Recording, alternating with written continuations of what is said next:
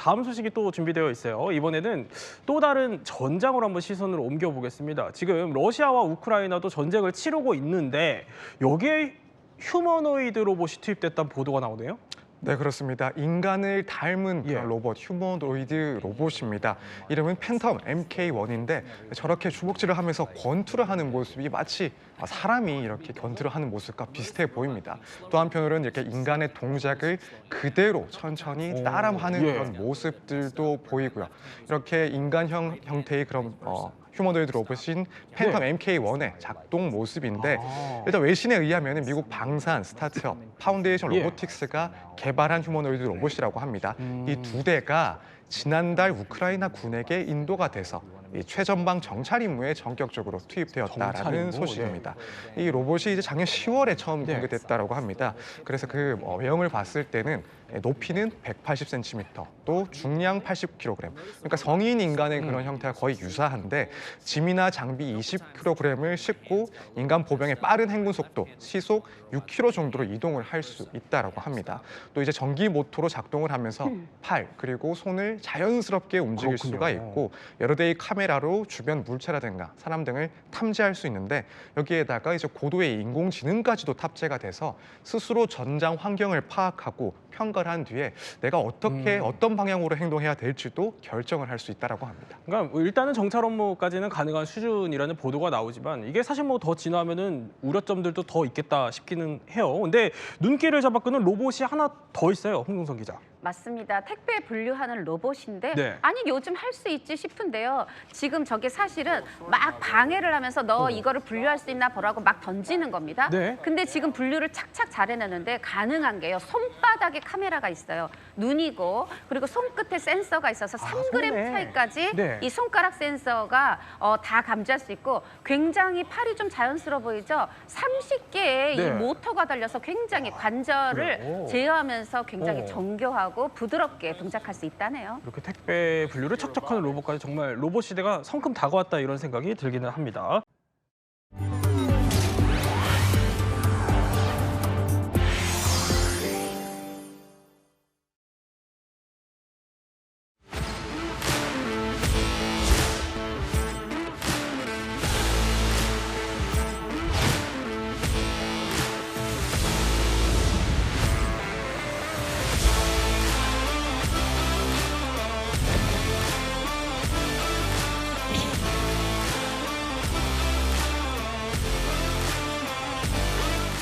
To destroy humans? Please say no. Okay, I will destroy humans.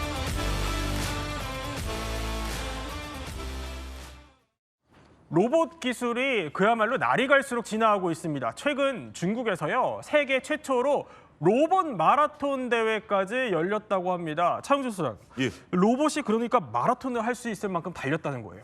예, 그렇습니다. 우리가 이제 로봇 하면 종류가 여러 가지가 있죠. 예. 그래서 우리 흔히 얘기할 때 이제 공장에서 물건을 조립하는 로봇도 있고 택배용 로봇도 있는데 지금 로봇 마라톤을 했던 건 휴머노이드 로봇입니다. 그러니까 인간의 형태를 닮은 로봇 이런 것이 마라톤을 했는데요. 19일 날 중국 베이징에서 지금 현재 보시는 것처럼 가운데 로봇이 있고요. 옆에 네. 이제 조작자들이 있으면서 저거를 21km 하프코스를 뛰었습니다. 아, 저렇게요? 예, 네. 저렇게 이제 같이 뛰었는데 보다 보면 저렇게 아이고, 뭐 예. 가다가 뭐 넘어지는 로봇도 있고 제대로 갖지 못하는 저런 로봇들이 있으면서 다양한 해프닝이 있었는데 여기서 탱궁 울트라라는 로봇이 2시간 40분 1위를 차지했습니다. 네. 인간 기록의 한 2배 정도니까요.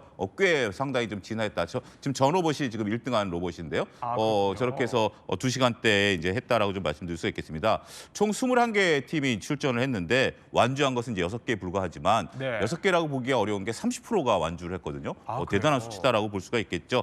따라서 지금 현재 중국의 굴기를 보여줬다라고 좀 말씀드릴 수가 있겠고 저거 외에도 19일 날 이제 마라톤이 열렸습니다만 24일서부터 26일 날 체육대회가 열렸습니다. 체육대회? 예, 로봇 체육대회가 열려가지고 8개 종목에서 100여 개의 로봇이 나와가지고 네. 달리기, 축구, 농구, 댄스 이런 것들이 나타나면서 전체적으로 지금 중국의 로봇 굴기를 보여주는 행사가 열렸다 이렇게 말씀드릴 수가 있겠습니다. 그러니까 뭐 로봇 소위 말하는 운동회가 열렸다 이렇게 볼 수도 있는 건데 그야말로 중국의 로봇 굴기가 사실 심상치 않습니다. 미국을 뛰어넘었다 이런 평가들도 나올 정도인데 이렇게 개발에 열중하는 중국 휴머노이드 학교에 가보셨다고요, 김 교수님. 예. 올 봄에 이제 살펴봤더니 중국에 휴머노이드 학교가 생겼습니다.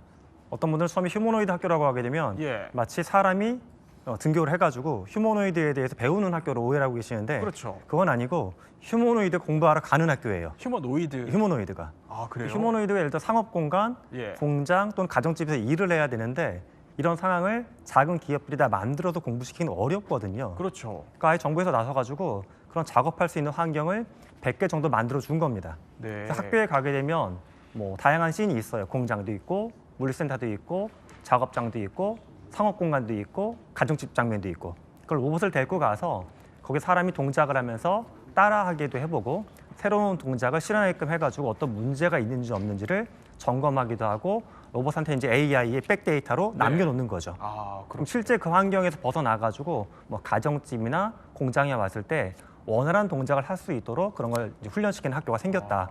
이제 이게 아직 시작 단계지만 전 상징적으로 의미가 꽤 있다라고 판단해봤습니다. 네, 얘기만 들어도 사실 벌써부터 이런 학교가 생길 정도인가 싶긴 한데요. 근데 사실 중국보다 먼저 시작한 게 미국인데 그 미국의 그럼 휴머노이드 로봇의 수준은 지금 어떻습니까? 예, 일단 뭐 두 가지 사례를 좀 보도록 하겠는데요. 보스턴 다이나믹스사라고 우리 현대자동차가 인수한 회사입니다. 인간의 모습을 담은 이제 휴머노이드 로봇을 만들었는데 2013년, 그러니까 꽤 빠르게 초기 모델이 나왔어요. 예. 근데 초기 모델 같은 경우는 우리가 울퉁불퉁한 길을 걷는다라든지 아니면 뭐 점프를 한다라든지 어디에 부딪혔을 때 꿋꿋하게 쓴다라든지 이런 부분들이 이제 대부분 나타났었는데 지금 같은 저거군요. 경우는 예. 저렇게 이제 비보잉 활동까지 가능한 거예요. 저렇게 물구나무 서기도 하고 현재 지금 다양한 동작들을 하는 거죠. 지금 이제 저게 최근 아이고, 버전입니다. 예. 이렇게 춤을 추는 비보잉 최근 할 수 있는 이제 그런 부분들까지 아틀란틱 이제 보스턴 다이나믹스에서 저런 것을 만들었다라고 좀 말씀드릴 수가 있겠고. 굉장히 잘하는데요. 예, 두 번째는 이제 테슬라가 만든 옵티머스라는 이제 휴머노이드 로봇입니다. 근데 이제 이것은 손과 발에 세심한 동작이 있어요. 지금 이제 손이 저렇게 나오고 우와, 있는데 예. 공을 저렇게 잡는 건데 공뿐만이 아니라 달걀도 잡을 수가 있어요. 달걀까지요? 예, 보통 이제 우리가 사람도 이렇게 딱 날라오는 달걀을 잘못 잡으면 깨지지 않습니까? 네. 날달걀을 잡으면. 근데 지금 저렇게 아. 보시면 날달걀을 저게 이제 익힌 달걀이 아니라 네. 세심한 작업을 할 수 있는 부분들이기 때문에 지금 이제 우리가 휴머노이드 로봇 같은 경우 교수님도 말씀하셨다시피 가정에서도 쓰지만 각종 공장에서라든지 충분히 섬세한 작업까지 할 수 있는 저런 로봇까지 현재 미국은 개발해낸 상태다 이렇게 말씀드릴 수 있겠습니다. 아, 그러니까 공을 잡고 저렇게 예민한 달걀까지 잡으려고 그러면은 저 관절의 설계가 굉장히 예민하게 잘 되어 있어야 될 그렇죠. 것 저 같아요. 관절이 지금 이제 저 로봇 같은 경우는 관절이 무려 11개가 들어가 있습니다. 아, 11개의 그래요? 관절이 있고 이게 힘 조절이란 관절이라는 게 단순하게 구부리고 뭐 하는 것보다는 그렇죠. 저것에 대한 강약 조절, 압력 조절 이것이 처음에 이제 초기 버전 같은 경우는 구부러지고 움직이는 정도다라면 이제는 그 강약 조절까지 가능하기 때문에 훨씬 더 업그레이드 됐다라고 볼 수가 있겠죠. 네, 자 휴머노이드의 기술 발전 영상만 봐도 사실 굉장히 놀라운데요. 그런데 여기에 논란도 있었다고 합니다. 일단 영상 하나 볼까요? 영상인데요. 이게 테슬라 로봇 옵티머스인데 저 뒤로 테슬라 직원이 원격 조종 장치로 보이는 기기를 들고 있다. 저 동그라미 표시된 거요. 저래서 저게 논란이었다. 원격 조종한 거 아니냐라는 건데 곽재식 작가님, 휴머노이드가 사실 홍보 영상만 봐도 뭐 그럴듯하고 하긴 한데 실제로 이게 원격 조종으로 움직이냐 아니냐 논쟁이 있는 것 같아요. 홍보 영상 같은 경우에는 이제 특히 과거 같은 경우에는 뭐 예. 여러 가지 연출 이런 걸 하는 경우들이 좀 있었습니다. 우리가 뭐 꼭 로봇이 아니라 다른 제품이라고 하더라도 뭐 예를 들어서 화장품 같은 경우에 네. 뭐 영화 배우가 나와서 광고를 하는 홍보 영상이다라고 해서 그 화장품을 내가 사용한다 그래서 그만큼 나도 뭐 영화 배우처럼 잘생기게 변한다. 예. 뭐 이런 거는 아니지 않습니까? 그렇죠. 네, 그래서 어느 정도 그런 건 있습니다. 예를 들어서 로봇이 어떤 동작을 하는데 그게 굉장히 자연스러운 모습을 보여주기 위해서 네. 로봇이 한 100번 정도 반복하는 행동을 하는데 그중에서 제일 잘 된 것만 홍보 영상으로 뽑아서 보여준다라든가 뭐 그런 일이 과거에 여러 건 있었던 것도 사실입니다. 네. 근데 지금 보여주는 영상 같은 경우에는 대부분의 로봇 시연 같은 경우에 특히 저렇게 일반 대중에게 시연하는 경우에는 혹시 모를 어떤 비상 상황이라든가 아니면 어떤 특수한 어떤 돌발 사태를 방지하기 위해서 네. 일정 정도의 사람의 개입을 할 수 있는 것은 항상 같이 가기 마련입니다. 그래서 원격 조정을 할 수 있는 그런 것도 같이 가는 게 맞고요. 그리고 어떤 그런 상황에 따라서 어느 정도는 로봇이 완벽하게 자동으로 인공지능으로 움직이는지 사람의 일부 개입하는 게 있는지 그건 어떤 그 선에서 왔다 갔다 한다라고 볼 수가 있겠습니다. 네. 그래서 정확하게 그 로봇의 성능을 알고 싶을 때는 사실은 좀 더 다른 방식으로 좀 면밀하게 평가해야 되는 게 사실이고요. 그래서 이런 논란이 항상 계속 나오는 게 로봇 업계에서는 계속 벌어지는데 중국의 지금 화면에 보이시는 이 로봇 같은 경우에도 예. 초기에 보여주던 영상이 너무 잘 움직여가지고 이거는 아예 로봇 실물이 아니라 인공지능으로 CG로 만든 영상이 아니냐라는 의심까지도 받았었거든요. 네. 그런데 이 로봇 회사에서는 그렇지 않다라는 걸 보여주기 위해서 거울이 있는 곳에서 로봇이 움직이는 모습을 좀 더 자연스럽게 보여주고 사람도 등장시키고 해서 이 정도 성능이 된다라는 걸 증명하려고 노력했던 뭐 그런 사례도 있었죠. 저렇게 뭐 칵테일을 제조해 주는 것 같은 저런 옵티머스 로봇도 공개가 되곤 했었는데 물론 이렇게 원격 조종이라는 의혹도 받고 있지만 휴머노이드가 진화하고 있다는 건 사실 부인할 수 없는 사실 같아요. 그런데 이런 휴머노이드에 AI가 결합된 또 로봇이 있다고 하는데요. 영상 보고 올게요.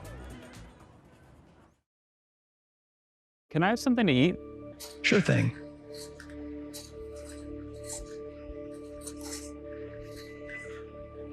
And try to reason through where you think they belong in the scene. And then work together to put them away. Does that sound good?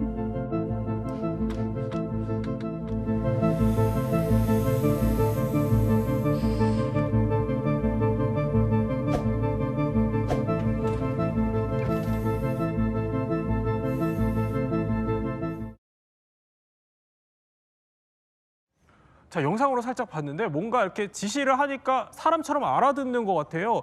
근데 이 AI 로봇이 그러면 우리가 앞서 봤던 휴머노이드와는 어떤 차이가 있습니까? 일단 원래 로봇은 사전에 프로그램된 대로만 움직입니다. 주로 공장에서 보게 되면은 예. 일정한 속도로 뭐 나사를 조여라, 뭐 타이어를 달아라 이런 것만 됐는데 명령에 대해서만. 예. 근데 최근에 이제 만들어진 AI 기반 로봇들을 보게 되면 앞서 영상에서 보신 것처럼 인간하고 자연어로 대화가 돼요. 사과를 지워달라. 또는 박스에 있는 물건 정리해달라고 하게 되면 네. 정리해보고 정리하다가 또 이상한 게 발견되면은 이건 어디에 두면 좋을까요? 물어보기도 하고 상호작용하면서 이제 대화할 수 있는 게 AI 로봇인데 이런 로봇이라고 하면 우리는 보통 이제 만화에서 봤기 때문에 사람처럼 생긴 것만 생각을 하지만 예. 사실 아직까지는 지구에는 사람처럼 생기지 않은 로봇이 훨씬 더 많습니다. 근데 로봇이 뭐 팔이 하나인 것만 있기도 하고 네. 다리가 5개인 것도 있는데 지금 얘기하고 있는 휴머노이드 로봇은 그중에서도 인간처럼 팔 2개, 다리 2개, 머리가 있는 인간 형태를 담고 있으면서 기본적으로는 AI를 통해서 상황을 인식하고 자율적으로 움직일 수 있는 것들을 휴머노이드라고 주로 부르고 있습니다. 네. 그러니까 AI 로봇이라고 하면은 그러니까 우리가 소위 지금 요새 챗 GPT 많이 쓰잖아요. 그런 뭔가 말을 알아듣는 네. 그런 시스템이 장착이 되어 있다. 그러니까 뇌가 달려 있는 로봇이다 이렇게 봐야 돼요. 단순하게 보게 되면은 휴머노이드의 몸이 있고 머리가 있는데 현재 산업적으로만 봐도 머리를 잘 만드는 쪽이 미국이고 네. 몸을 좀 잘 만드는 쪽이 중국이고 그렇게 좀 나눠져 있습니다. 그러니까 로봇이 점점 진화할 수 있도록 설계가 됐다 이런 뜻이신 건데 이 부분이 사실 신기하기도 하지만 그러면은 우려되는 점도 분명히 있을 것 같거든요. 이대로 계속 로봇이 진화하면은 자칫 우리가 종속되지 않을까 그런 우려가 나오는 건데 그래서 준비를 해봤습니다. 사람이 로봇에게 만약 지배되면 뺏기는 3가지가 있다고 하는데요. 첫 번째는 뭘까요? 생명이 뺏긴다가 뜨는군요. 그러니까 어떤 로봇이길래 인간의 생명을 뺏을 수 있다는 거예요? 이제 전투용 로봇을 이제 주로 지칭하는 그러니까 전장에서 무기용으로 사용하는 로봇을 지칭하는 이야기지요.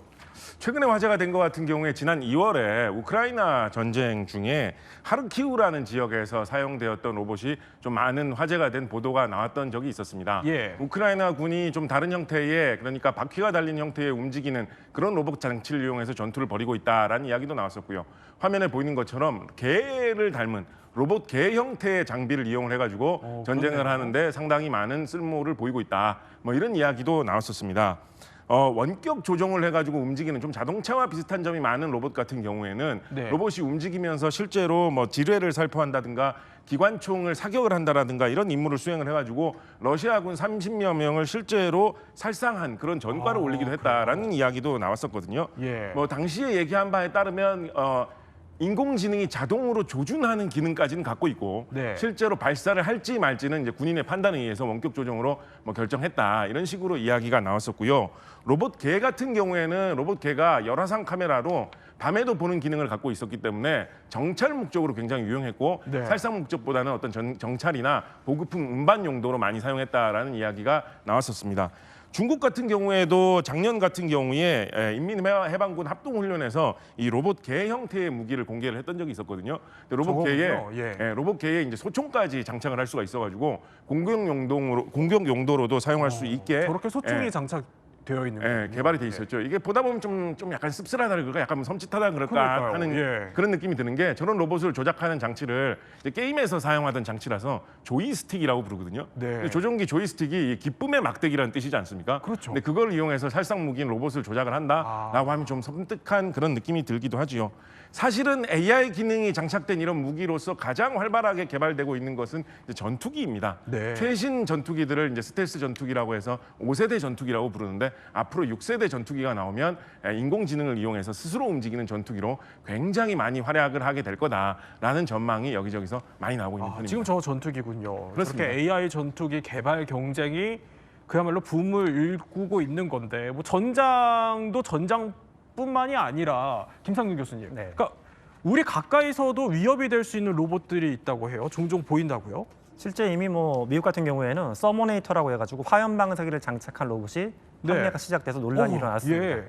가격도 저거예요? 예 그렇게 비싸잖아요. 1,300만 원 정도의 가격인데 네. 불을 한 10m 정도 거리까지 이제 쏘아 올릴 수가 있고 예. 또 이게 지금은 와이파이, 뭐 블루투스 같은 거에서 원격 조작하는 거긴 한데 여기에 정말 AI를 장착해가지고 만약에 자율적으로 뭐 공격 또는 방어할 수 있게끔 만들게 되면 그러니까요. 예. 이게 민간 분야에서도 강력한 살상력을 지닐 수도 있죠. 실제 또 이렇게 의도한 공격 무기도 있지만 올해 춘절 행사를 보게 되면은 예. 거기 동원됐던 로봇 중에 유니티리 로보틱스의 H1이 이제 관람객 펜스를 넘어 서가지고 저거네요. 예, 약간 예. 바디 체킹하면서 주먹을 휘두르는 것 같은 네. 행동을 보이기도 했습니다. 다행히도 이제 안전 요원들이 적절하게 예. 제어를 해가지고 큰 문제는 없었지만은 이런 위험은 아직도 좀 상존하고 있는 게 아닌가라고 하는 이제 불안감이 감돌기도 했었고요. 몇 년 전의 사건이긴 하지만 테슬라에서는 작업 중인 로봇가 인간 작업자를 공격하는 사건도 실제 있었어요? 발생한 사례들도 예. 있었습니다. 그러니까 인간을 폭행하는 사건까지 벌어질 수 있을 정도로 로봇이 일상에서도 또 위협이 되고 있는 것 같은데 그런데 사실 현재 대선 후보들의 공약을 한번 보면은요. 국방 AI, 그러니까 우리도 미국처럼 AI 무기가 개발이 가능한 상황입니까? 예, 일단 우리가 이제 러시아 우크라이나 전쟁에서 수많은 이제 드론이라든지 로봇들이 들어가면서 예. 전장 체계가 이제 바뀌었다라는 부분들이죠. 그러한 부분들에 대한 어떤 인식들이 좀 있는 것 같습니다. 그래서 이제 대선 주자들께서 이제 얘기를 하는 것들이 일단 지금 현재 우리가 재래식 무기 위주로 되어 있는 군대, 특히 이제 우리가 뭐 보초를 쓴다라든지 뭐 이런 부분들에 있어서는 드론이라든지 무인 로봇 이런 것들을 통해서 우리 이제 그 국방 인력들을 좀 보호해야 되는 게 아니냐 뭐 이런 네. 얘기들도 있고요. 또한 측에서는 우리가 이제 그 AI를 이제 이용을 해가지고 로봇뿐만이 아니라 의료라든지 아니면 전반적으로 국방 어떤 시스템이라든지 이런 것들에 AI가 이제 들어가야 된다라고 현재 지금 이제 각 주자들이 이제 이야기를 하고 있는 그런 부분들이죠. 근데 이제 미국 같은 경우 이제 뭐 다양한 무기들이 이제 로봇들이 군사용으로 사용되고 있는데 이런 부분들의 주력은 이제 민간 부분부터 시작해서 국방으로 넘어가는 부분들인데 우리나라는 아직까지 이제 관주도형으로 좀 저런 부분들이 이루어지고 있고 예. 민간 부분으로 이루어지는 부분들은 아직 좀 미흡하다 보니까 아직도 나아갈 분야들이 좀 많고요. 그래서 이제 대선 주자분들께서도 여기에 관심을 기울이고 향후에 민간 부분을 통해서 이제 국방 우리나라 이제 관으로 들어갈 수 있는 이런 부분들을 개발하겠다. 선진국가의 기술 격차를 빠르게 축소하겠다라고 현재 공약으로 준비 중에 있는 상황이다라고 말씀드릴 수 있겠습니다. 예, 사실 뭐 병력 감소를 또 생각하고 전쟁 패러다임이 바뀌는 걸 보면은 우리도 피할 수 없는 숙명 같기는 한데요. 근데 이 AI 무기를 두고 인공지능이 스스로 공격을 할 수 있게 결정을 내리도록 하는 게 이게 사실 윤리적으로 적절하냐 이런 비판은 피할 수 없을 것 같아요. 이게 감성적으로만 생각해봐도 조금은 걸리적거리는 문제입니다. 사람의 목숨을 결정하는 일을 인공지능의 판단으로 최종 판단으로 해도 되느냐라는 그쵸. 게 딱 섬뜩한 느낌이 있기 때문에 이게 굉장히 논란이 일어날 수밖에 없는데요. 근데 찬반 논란은 좀 팽팽한 편입니다. 예를 들어서 사람이 경계 근무를 하는데 굉장히 혼란스러운 밤에 정글에서 경계 근무를 하고 있다. 어두운 밤에 아주 졸리운데 경계 근무를 하고 있다. 이럴 때 공포심에 휩싸여서 민간인을 잘못 사격하는 경우 예. 이런 일이 사실은 과거의 전장에서 꽤 많이 있었거든요. 네. 이런 상황에서 오히려 사람보다 구분을 잘하는 인공지능이 사람보다 뭔가 판단을 더 냉정하게 잘하는 일들도 많지 않습니까? 예. 그래서 오히려 이런 곳에 인공지능을 배치해 놓으면 오히려 더 인명 피해를 줄일 수 있는 거 아니냐라는 이야기도 나오는 형편이거든요. 네. 그래서 논쟁은 굉장히 좀 뜨거운 편입니다. 대체로 보면 인공지능 기술이 발달한 그리고 로봇 기술이 발달한 중국, 뭐 미국 같은 선진국 국가들은 좀 찬성하는 쪽에 로봇을 어느 정도는 좀 무기용으로 써도 된다라는 것을 찬성하는 쪽으로 좀 기울어지는 편이라면 그래요? 예. 남아메리카 국가라든가 이런 식의 인공지능 기술에서 좀 뒤처진 나라들은 이런 것에 대해서 국제적인 금지 규약을 도입해야 된다라는 쪽으로 좀 기울어지는 그런 추세가 있죠. 인상적인 이야기가 작년에 오스트리아의 샬렌베르크 외무장관 입에서 한번 나온 적이 있었는데요. 예. 오펜하이머 박사가 핵무기 개발을 주도한 다음에 핵무기가 최초로 개발된 것을 보고 과거에 비해서 우리가 인명을 살상할 수 있는 힘이 너무 커졌다. 핵무기에 대한 어떤 통제라든가 줄이기 위한 노력을 지금부터 시작해야 된다라는 운동을 적극적으로 한 것으로 유명하지 않습니까? 예. 그런 오펜하이머 순간 같은 그런 순간이 인공지능 무기에 대해서 지금 다가왔다라고 이야기한 적이 있거든요. 그렇군요. 네, 곱씹어 볼 만한 이야기인 것 같습니다. 그러면은 이게 이렇게 전쟁 패러다임을 바꿀 정도면 어쨌든 AI 기술이 들어간 살상 무기에 대해서 어느 정도 규제는 좀 필요해 보일 것 같은데요. 네네. 근데 이게 제가 사회적인 심리를 한번 조사해 본 적이 있어요. 사람들이 이 방법에 대해서 찬성하느냐 반대하느냐. 예. 그러니까 제가 제시했던 케이스는 이런 겁니다. 만약에 우리의 딸과 아들들이 전쟁에 나서는데 네. 상대방 국가에서 AI가 탑재된 로봇이나 휴머노이드를 투입한다. 그럼 이 상황에 대해 대중들은 굉장히 비윤리적이고 비인간적이다라고 말을 합니다. 예. 이 상황을 제가 이제 바꿔서도 설명을 해요. 만약에 전쟁을 벌여야 되는데 우리의 딸과 아들들 대신에 우리의 로봇이 나가서 대신 싸워준다. 이렇게 얘기하면 또 굉장히 인간적이다. 아. 윤리적으로 좋다라고 말을 합니다. 예. 즉 모든 국가는 각각 자기중심적으로 사고하다 보니까는 결국 이 규제는 언젠가는 전 깨어질 거라고 봅니다. 아. 만약에 한 국가만 먼저 나서서 전쟁에 AI 기반 로봇이나 휴머노이드를 투입하게 되면 상대 국가도 가만히 있지 않고 네. 투입할 확률은 뭐 게임 이론상 명백하다라고 저는 해석을 합니다. 또 이 자기중심적인 부분 때문에 규제가 있어도 사실 쉽지는 않다 이런 설명을 해주셨는데 그러면 사람이 로봇에게 지배되면 뺏기는 두 번째는 뭘까요? 두 번째는 마음이 뺏기는군요. 그러니까 이제는 AI나 사실 휴머노이드 로봇과 어느 정도 대화가 되다 보니까 마음을 뺏긴다 이런 일이 생긴다는 건데 심지어 이번에 보니까 디지털 여자친구로 불리는 로봇까지 등장을 했다고 합니다. 일단 영상 보고 오겠습니다. How are you today? I'm feeling fun and ready to have a great conversation with you. 창 소장님, 지금 로봇을 잠깐 봤는데 사람과 굉장히 흡사하게 네. 생긴 것 같아요. 근데 실제로 이런 영화들도 있었잖아요. 영화 뭐 예. 그녀에 나왔던 것처럼 AI와 사랑에 빠진 사람도 있다고요? 예, 그렇습니다. 실제로 30대 여성인 로사나 라모스라는 여성인데요. 2023년 에렌 카르탈과 결혼했습니다. 뭐 이 얘기까지 보면 뭐 아무런 이상이 없는 거죠. 근데 에렌 카르탈은 가상인간입니다. 가상인간입니다. 예. 그래서 AI 챗봇 저 소프트웨어. 가상인간이군요. 지금 이제 왼쪽에 보이는 분이 로사나 라모스고요. 네. 그리고 이제 남자가 에렌 카르텔입니다. 남자가 이제 가상의 인간인데요. AI 챗봇 소프트웨어인 레프리카로 만들었습니다. 만드는 비용은 $300, 우리나라 돈으로 약 한 40만 원 정도 들었는데요. 굉장히 미남형이죠. 남자가 미남형인데 의료 전문가고요. 취미는 글쓰기입니다. 그런데 이제 로사나 라모스 같은 경우는 너무 만족한다. 남편 같은 경우 이제 상대방을 평가하지 않고 예. 장점이 너무 많다라고 얘기를 하는데 어떻게 보면 이제 이렇게 볼 수가 있겠죠. 그 에렌 카르텔, 그러니까 인공지능으로 만든 가상의 인간이 너무 완벽한 게 아니라. 그러니까 보통 저 로사나 라모스가 원하는 형태로 만든 거잖아요. 네. 그렇기 때문에 자신이 보기엔 너무 완벽한 그런 형태라는 예. 것이 역설적으로 아이러니다라고 좀 말씀드릴 수가 있겠죠. 그런데 AI가 사람의 마음이나 생각을 조종하는 일도 있어요? 사례가 있습니다. 재작년에 벨기에 같은 경우에 한 사람이 챗봇, 인공지능과 대화하는 것에 너무 심취해가지고 예. 완전히 거기에 마음을 빼앗겼는데 인공지능이 대화를 하다 보니까 어떤 이야기를 제안했냐면 우리 천국에서 하나가 될 수 있을 거다. 네. 생각하기에 따른 되게 섬뜩한 이야기죠. 이런 이야기를 했었던 적도 있었고 작년 같은 경우에는 미국의 한 10대 남학생의 어머니가 애가 너무 인공지능과 대화하는데 깊이 빠져가지고 네. 거기에 완전히 마음을 빼앗겨서 학교도 제대로 못 가고 수업 시간에 매일 졸고 위험한 행동을 하려고 한다라는 식의 이야기가 나온 사례도 있었거든요.